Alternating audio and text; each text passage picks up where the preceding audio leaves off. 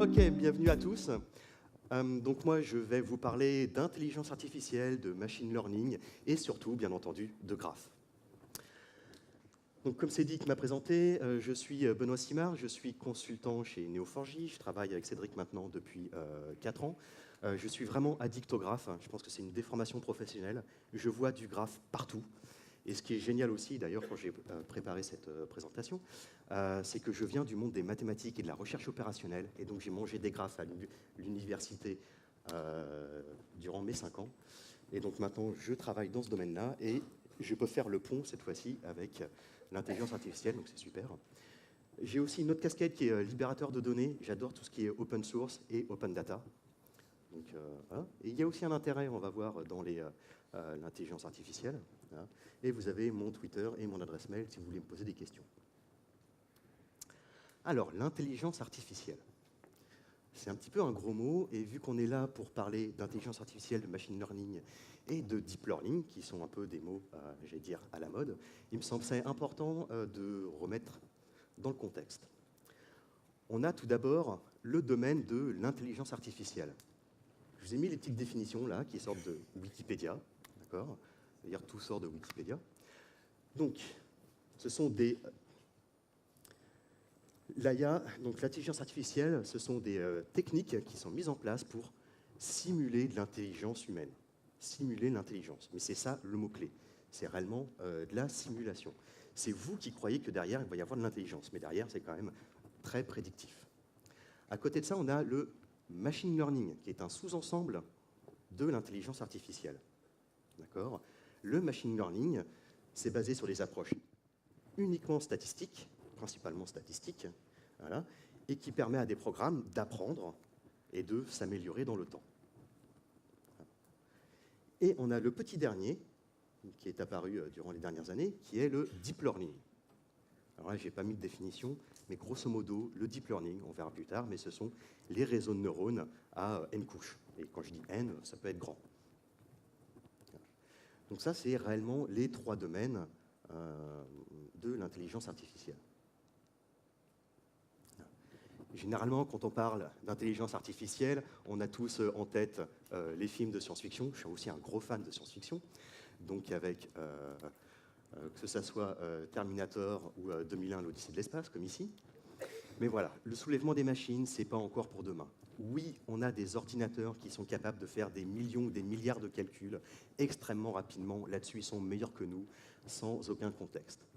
De plus, ils ont une mémoire d'éléphant, ils sont énormes, ils sont capables de se souvenir de tout, oui. Et grâce à ces 2 aspects d'un ordinateur, ils sont capables de simuler l'intelligence. Mais pour l'instant, ce n'est pas de l'intelligence humaine, c'est réellement de l'intelligence qui est hyper spécialisée. On est capable d'avoir des ordinateurs qui sont plus performants que nous, mais sur un domaine ultra spécifique. Et on verra après, j'ai quelques exemples. Donc bref, le soulèvement des machines, ce n'est pas encore pour demain. On va tous garder notre travail aussi. Ce n'est pas demain, la veille, qu'on va avoir un ordinateur qui va pouvoir venir remplacer des humains partout. Alors pourquoi on parle d'intelligence artificielle aujourd'hui ? Parce que c'est un mot qu'on voit souvent apparaître dernièrement, comme il y avait un peu le big data il y a quelques années, alors que c'est quand même quelque chose qui n'est pas récent. Ça date des années 60, en tant que domaine de recherche. Voilà. Ça vient un peu avec la machine de Turing. Voilà. Et surtout, le mot qui revient à l'heure actuelle, c'est surtout le deep learning. Et le deep learning, comme je vous l'ai dit, c'est les réseaux de neurones. Mais les réseaux de neurones, c'est pareil, ça existe depuis des années et des années et des années, bien avant ma naissance. Voilà. C'est juste qu'en fait, le deep learning, il y a un concours qui est le ImageNet Large Scale, blablabla. Voilà. Donc c'est un concours où on donne des images et il y a un programme qui doit dire qu'est-ce qu'il y a sur l'image. Et il doit être capable de faire la reconnaissance d'images. Donc ce concours, il a lieu chaque année. Et en 2012, il y a quelqu'un qui a surpris tout le monde. Il a créé un réseau de neurones avec n couches de neurones. Et il a remporté le prix. Il a gagné cette année, alors que c'était une technique qui avait été abandonnée pas mal d'années avant. Et depuis cette date-là, tout le monde s'est mis à remettre le nez, j'allais dire, dans les réseaux de neurones. Voilà, et c'est pour ça que le deep learning, on en entend beaucoup parler. Alors pourquoi le deep learning fonctionne à l'heure actuelle alors qu'il ne marchait pas dans les années 90 ou même 80 ? Il y a la fameuse loi de Moore que je pense que tout le monde connaît. Voilà, on a des machines qui sont de plus en plus puissantes, hein, mais surtout maintenant on est capable de paralyser un max. On a ici aussi tout un écosystème qui est apparu autour avec l'open source, avec par exemple Microsoft Cognitive Toolkit qui est apparu en 2016 et qui a une licence MIT, donc tout le monde peut utiliser. Et il y a aussi TensorFlow par Apache qui a été réalisé en 2017 et qui est en licence Apache. Mais un grand point qui a fait que le deep learning est possible, c'est justement le big data. Pour faire de l'apprentissage sur des programmes, eh bien, il faut des quantités colossales de données pour leur faire apprendre. Et ça, il y a encore quelques années, ce n'était pas le cas. On ne les avait pas, ces bases de données d'apprentissage. Et maintenant, avec le big data, on en a beaucoup, et même qui sont en open source, que n'importe qui peut utiliser. On peut même utiliser d'ailleurs Twitter ou les réseaux sociaux. Enfin, on produit toujours plus de données. Et donc aujourd'hui, on a ces données-là pour faire de l'apprentissage. Et ce qui est marrant, c'est que d'ailleurs, on est mis à contribution tous les jours dessus. Voilà. Donc ça, c'est le CAPTCHA de Google, reCAPTCHA, où sélectionner où les images où apparaissent des voitures et on doit cliquer, etc., pour savoir si on a un humain. Donc si vous avez envie de casser les algorithmes de Google pour leur Google Car, il suffit de répondre, de sélectionner les mauvaises images, parce qu'il faut savoir que, par exemple, là-dessus, il n'y a qu'une seule image qui savent que c'est réellement une voiture. Donc là, quand vous sélectionnez celle-là et celle-là, Google ne le sait pas, donc c'est grâce à vous en fait, que vous venez enrichir. Par contre, il sait que celle-là, c'est une voiture. Donc si vous ne la cochez pas, il va croire que vous êtes un robot. Mais bon, nous, les humains, on n'apprend pas avec des montagnes de données. Voilà, on a une intelligence et, j'allais dire, un apprentissage. Donc là, c'est un exemple. Quand on est jeune, qu'on se brûle une fois sur la gazinière, on l'a appris. Voilà. Ça fait mal, on sait qu'il ne faut pas le faire. OK. Maintenant, j'ai appris que si je mets ma main sur quelque chose de chaud, je vais me brûler, je vais avoir mal. C'est-à-dire que si je suis confronté à un autre cas, comme ici un peu d'échappement d'une moto, potentiellement, je vais avoir mal. Nous, c'est comme ça qu'on apprend. On apprend et on fait nos petites liaisons dans notre graphe qui est notre cerveau. Et je sais que si je mets ma main sur quelque chose de chaud, je vais me brûler. Une gazinière, c'est chaud. Un pot d'échappement, c'est chaud. Et ainsi de suite. Un four, c'est chaud, etc. Voilà. Donc, on a un apprentissage qui est contextuel. J'ai eu besoin d'apprendre une seule fois. Voilà. Si quelque chose est chaud, je vais me brûler. Et après, grâce à mon bon sens ou ma connaissance naturelle, alors il y a plein de mots pour pouvoir définir ça, je suis capable de faire de l'extrapolation. Et ça, pour l'instant, les machines, c'est assez dur pour elles. Voilà. Parce qu'elles n'ont pas justement cette notion de bon sens. Elles ne savent pas qu'il y a de la gravité, lorsque je vais lâcher un crayon, ça va tomber, ou ce genre de choses. Voilà. Donc c'est ça qui est dur pour les machines. Alors pourquoi on va parler de graphes avec l'intelligence artificielle ? C'est que le graphe, comme on va le voir juste après, on l'a un peu dans tous les domaines de l'intelligence artificielle. On va l'avoir pour la modélisation et les algorithmes. On va l'avoir pour des bases de données de connaissances.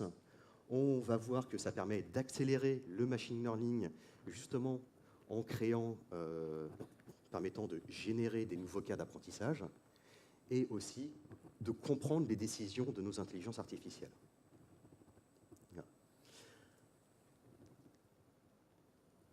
Et pour vous parler de tout ça, en fait, je vais revenir un peu dans le passé, mais qui représente le futur. Donc c'est un peu bizarre, mais je vais revenir sur toutes les intelligences artificielles qu'il y a eu dans le passé. Qui connaît Deep Blue ? OK, bien, beaucoup de personnes. Donc, voilà. Deep Blue, c'est un ordinateur qui a été créé donc, par IBM et qui a été connu notamment dans les années 2000 pour son match contre Kasparov. Donc c'est un ordinateur, une intelligence artificielle qui est capable de jouer aux échecs. Ce qu'il faut savoir, c'est que c'est déjà une machine qui, à l'époque, était hyper puissante, car c'est un super ordinateur avec 30 corps à 120 MHz. C'était le 259e ordinateur le plus puissant. Donc déjà, il savait faire de calcul. En 1996, déjà, c'est le premier ordinateur, enfin la première intelligence artificielle, qui a su gagner une partie d'échecs contre un joueur professionnel. Et en 97, il a gagné carrément toute la partie. Et donc c'est là que Deep Blue a fait son entrée. Alors, comment ça fonctionne? Est-ce que réellement, derrière Deep Blue, il y a une intelligence artificielle? Pas forcément. Le système, c'est quasiment un système de brute force. Alors là, je vous ai mis l'exemple avec le morpion. Qu'est-ce que ça veut dire le brute force? C'est-à-dire qu'on va calculer tout l'arbre de jeu, tous les arbres de jeu possibles. Donc là, dans un morpion, c'est assez simple. Je pars donc de ma case vide, je mets une croix ici ou je la mets là. Ensuite, il va y avoir la possibilité du rond là, et ainsi de suite, ainsi de suite. En fait, je fais tous les arbres des possibles du plateau de jeu. Et à la fin, je vais regarder toutes les feuilles de mon arbre et je vais savoir est-ce que j'ai gagné, est-ce que j'ai perdu ou est-ce que c'était un match nul.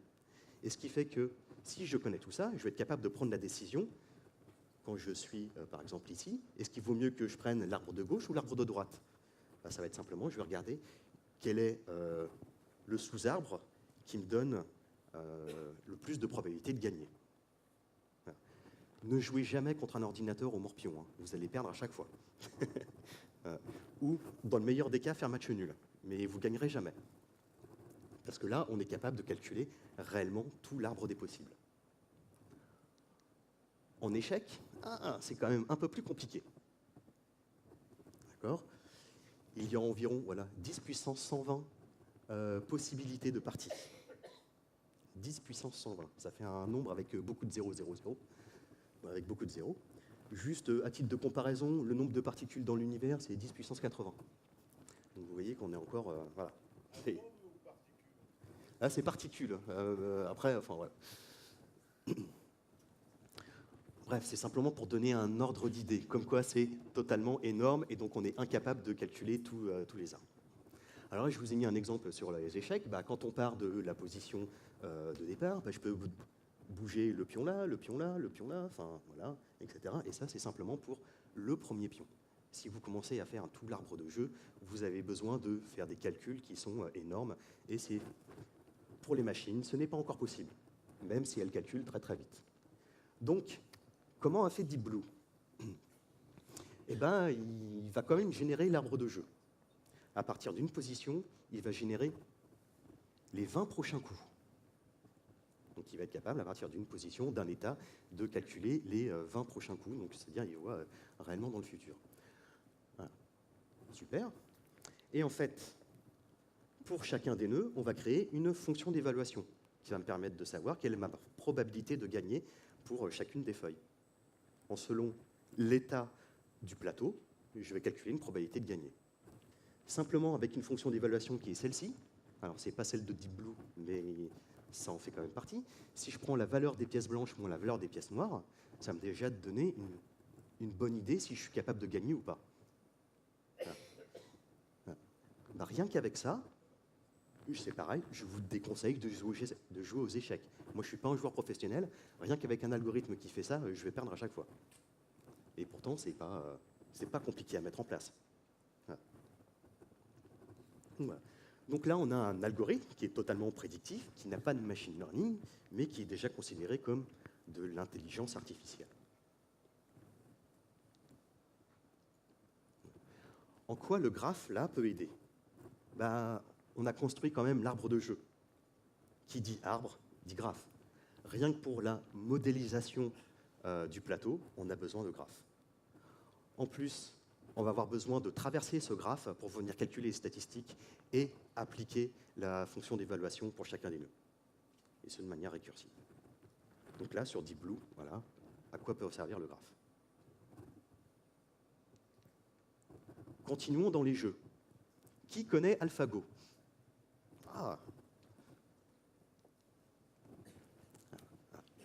Donc, AlphaGo, c'est la même chose, mais cette fois-ci, c'est sur le jeu de Go.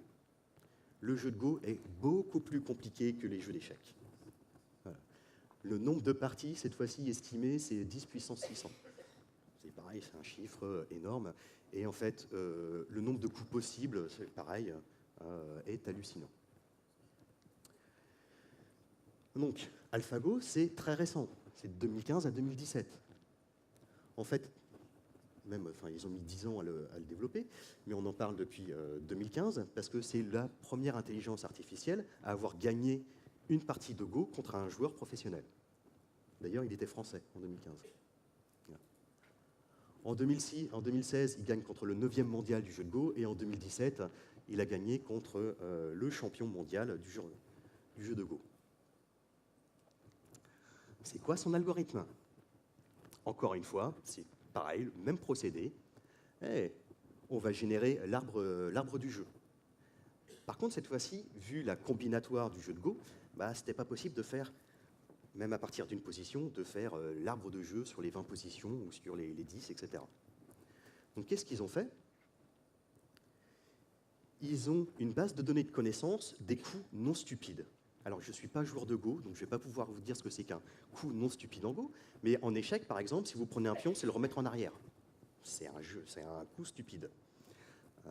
Donc voilà, donc ils auront une base de données de connaissances des coups non stupides, voilà, et ils prennent une position, ils vont prendre la liste des coups non stupides qu'ils ont, et ils vont en choisir certains au hasard, et comme ça, ils vont créer l'arbre de jeu, mais un peu de manière aléatoire, et ils ne vont pas faire l'intégralité de l'arbre. Okay. Comme ça, en fait, ils réduisent le nombre de calculs à faire. Mais sinon, c'est la même chose, et ils ont une fonction d'évaluation qui permet de regarder par rapport à l'état du jeu quelle est leur probabilité de gagner. Et en plus, il y a un petit peu de learning dedans. Donc, à quoi ici sert le graphe? Pareil, la modélisation des algorithmes. On vient ici modéliser l'arbre de jeu, on vient de faire les traversées. Mais il y a aussi une base de données de connaissances pour les coups non stupides. Hein. Et si en plus, je stocke tout ce que je calcule à chaque étape, vu qu'en fait, quand je suis dans une position, je demande à l'algorithme de calculer les X coups suivants, selon une méthode aléatoire. Si ça, je les conserve dans mon graphe, je ne suis plus obligé de les calculer plus tard lorsque je me retrouve dans le même état. Oui, donc là, en fait, je diminue le calcul à faire par le programme, et donc il peut faire autre chose. Donc il devient plus performant. Voilà, c'est en ça qu'en fait, on fait du learning sur le jeu de Go. Donc ça, c'était AlphaGo. Ils ont sorti après, en 2017, une autre version d'AlphaGo, qu'ils ont appelée AlphaGo 0. Alors, cette version-là, elle est totalement imbattable. Tout le monde a essayé et tout le monde s'est pris les pieds dedans. Pourquoi ils l'ont appelé AlphaGo 0? C'est que cette fois-ci, ils ont totalement changé l'algorithme derrière. Cette fois-ci, ils sont partis sur des réseaux de neurones. Je vais expliquer après les réseaux de neurones. Et la seule chose que le programme connaissait, c'était les règles du Go. Et ils ont fait combattre AlphaGo 0 avec un autre AlphaGo 0. Voilà. Ils l'ont fait combattre par lui-même. Plusieurs parties, des millions de parties. Et voilà, et c'est comme ça qu'il a appris. Donc ça, c'est quand même pas mal. Donc c'est uniquement par l'expérience en jouant contre lui-même. Donc là, c'est réseau de neurones. Alors, les réseaux de neurones, on a des neurones en entrée qui sont nos inputs. On a nos neurones en sortie qui sont nos outputs. Le principe, c'est que je vais venir activer ou non certains de mes inputs, hein, et cet input-là va venir se propager après dans mon graphe de neurones. Et sur chaque ici neurone, je vais avoir une fonction qui va me dire est-ce que je laisse passer le signal aux autres ou pas. Donc c'est ça. Et quand je vous ai parlé de deep learning, c'est que dans les années 80 et 90, on faisait des réseaux de neurones, mais avec très peu de couches et très peu de neurones. Voilà. On parle aujourd'hui de deep learning parce qu'on est capable d'ajouter des couches, vraiment beaucoup, jusqu'à 20, 30, 50. Voilà. Et c'était ça qu'on était incapable de faire. Alors, si vous voulez aller un peu plus loin, c'est comment on définit un neurone. Comme je dis, on a nos neurones des départs qui vont nous donner un signal. Mais chaque relation de notre réseau de neurones va avoir un poids. Voilà. On a une fonction, donc en fait tout ça ici, la boîte ici, ça sera chaque neurone. On a une boîte ici où on va avoir une fonction de combinaison qui va faire la somme de tous les signaux qu'il a en entrée, qui sont déjà pondérés. Et ensuite, on va avoir une fonction d'activation avec un seuil qui va dire si je laisse passer ou pas. C'est-à-dire qu'en termes de paramétrage d'un réseau de neurones, et ça c'est un neurone, on va avoir la pondération de chacun des arêtes, des relations, voilà, mais on va aussi avoir le seuil. Et ça c'est pour un neurone. Vous imaginez, ça encore c'est un réseau de neurones qui est petit, vous imaginez le nombre de configurations qu'on a à faire ici. Et c'est ça que fait l'apprentissage. L'apprentissage vient ici configurer, tester, on va dire à chaque fois, quelle est la meilleure configuration. Est-ce que si je donne ça comme input, j'ai ça comme output, voilà, et il vient modifier ces configurations-là. Mais il y en a tout un tas, et c'est extrêmement compliqué. C'est pour ça qu'on a besoin de bases de données qui sont énormes d'apprentissage, c'est pour venir configurer tous ces paramètres-là, et être sûr qu'ils soient bons. D'accord ? Et ce qui est extrêmement dur de dire dans les réseaux de neurones, c'est que c'est un peu une boîte noire. Si je vous donne 3 images comme ça, voilà, eh bien, pourquoi ici ça me dit que c'est un chien, pourquoi ici ça me dit que c'est un loup, et surtout, pourquoi celle-là, il me dit que c'est un loup. Parce que ça arrive souvent, des faux positifs, etc. Voilà, qu'un réseau de neurones se trompe, ça arrive souvent, et en fait, on ne sait pas pourquoi. Et pour ça, en fait, il faut venir regarder dans le capot et regarder toute la configuration du réseau de neurones pour savoir, comprendre réellement pourquoi le réseau de neurones a pris cette décision. Et donc là-dedans, à quoi va aider le graphe? Le graphe va permettre de cartographier en fait votre réseau de neurones, de garder l'état de votre réseau de neurones avec tout son état, donc c'est la modélisation du réseau avec tous ces états, ce qui va vous permettre après de reproduire et de savoir par où le signal est passé, et donc de comprendre la décision. Chose très importante. Mais le graphe va aussi vous aider à accélérer le machine learning. Pourquoi ça? C'est que si on a un jeu de données qui est déjà dans un format graphe, on est capable dans le graphe d'inférer des relations. Vous vous souvenez, tout à l'heure, je vous ai présenté l'apprentissage humain, où je sais que si je mets la main sur quelque chose qui est chaud, je vais me brûler. Ça va être mon prédicat. Si à côté, j'ai une base de données où je suis capable de catégoriser tout ce qui est chaud, je vais être capable de créer tout un jeu de tests, de pouvoir générer des jeux de tests, et ce, de manière, avec une grosse volumétrie, de manière automatique, rien qu'avec du graphe et une base de données de connaissances. Voilà à quoi ça peut gérer. Les chatbots, qui est un autre grand sujet. Qui connaît Microsoft Tay? Voilà. Donc Microsoft s'est mis à l'intelligence artificielle et ils ont sorti un chatbot qui s'appelle Tay. Tay était un chatbot sur Twitter. Il faut savoir qu'ils lui ont fait apprendre principalement sur les discours de Donald Trump et après sur les conversations que le robot pouvait avoir sur Twitter. Ce qu'il faut savoir, c'est que ce robot, il est devenu nazi carrément en 24 heures. Donc ils ont dû totalement l'éteindre, voilà, parce que ça venait plus du tout politiquement correct. Et en fait, comment ça se fait? C'est que tous les internautes se sont amusés avec Tay. Et donc lui ont balancé des phrases n'importe comment, et voilà. Et vu qu'on vient très vite au point Godwin sur Internet, et voilà, Tay l'a prouvé. Tout ça grâce aux internautes. Donc l'apprentissage, c'est réellement la clé dans vos solutions d'intelligence artificielle. Et alors, les chatbots, comment ça fonctionne? Alors, je vais vous présenter une composante. Il n'y a pas que ça, il y a encore plein d'autres choses derrière. Okay, mais il y a une composante dans les chatbots qui est les chaînes de Markov. Qui connaît les chaînes de Markov? Ok. Les chaînes de Markov, c'est un principe qui est très simple. Je suis dans un état, et pour connaître mon état futur, j'ai besoin que de mon état présent. Je ne suis pas obligé de regarder dans mon passé. Je fais simple.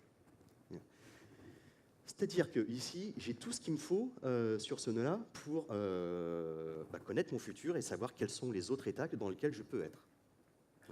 Ce qui, dans les échecs ou encore les jeux, c'est très simple. Et donc, pour passer de mon état A à mon état E, ici, par exemple, j'ai 0,4%, enfin j'ai 40% de chance de le faire. Pour repasser de l'état A à l'état A, j'ai 60% de chance. Mais c'est ça, je suis à un endroit et je connais les états suivants, avec des probabilités. Donc ça, en fait, c'est très utilisé sur les chatbots, parce qu'en fait, c'est simple à mettre en place. Il suffit de venir analyser tous les textes qui existent, hein, et de venir faire les probabilités. Ah, après le the, j'ai Christmas, j'ai 10% de chance. The click, j'ai aussi 10% de chance, et ainsi de suite. The color, là j'ai 30%. Et ainsi de suite, et ainsi de suite, et ainsi de suite, et je viens créer comme ça un énorme graphe. Voilà. À partir d'un mot, j'ai les probabilités d'aller dans les autres. Et donc, pour construire une phrase, après, il me suffit de partir d'un mot et de traverser mon graphe avec les certaines probabilités, et je vais avoir une phrase qui devrait être normalement compréhensible. Donc c'est pour ça que si on fait apprendre à un chatbot sur les discours de Donald Trump, on va avoir l'impression qu'en fait, il va donner des réponses avec des mots de Donald Trump, avec des bouts de phrases qui ressemblent, etc. Parce qu'en fait, quelque part, on est en train de faire un schéma de pensée ou des associations d'idées. Ce sont des mots qu'on utilise fréquemment les uns avec les autres. C'est juste ça. Donc ça sont les chaînes de Markov. Et donc là, le graphe est utilisé encore une fois pour faire la modélisation, pour faire le stockage, pour pouvoir traverser le graphe et donc construire la phrase.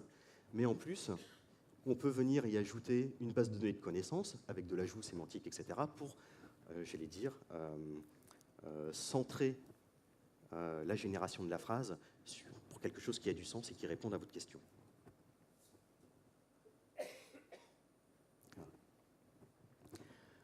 Là, je vous ai fait quelques exemples des plus grandes intelligences artificielles dont on a parlé durant ces dernières années, mais vous avez bien vu que le graphe est partout en intelligence artificielle. C'est réellement ça. Et c'est que j'adore cette représentation.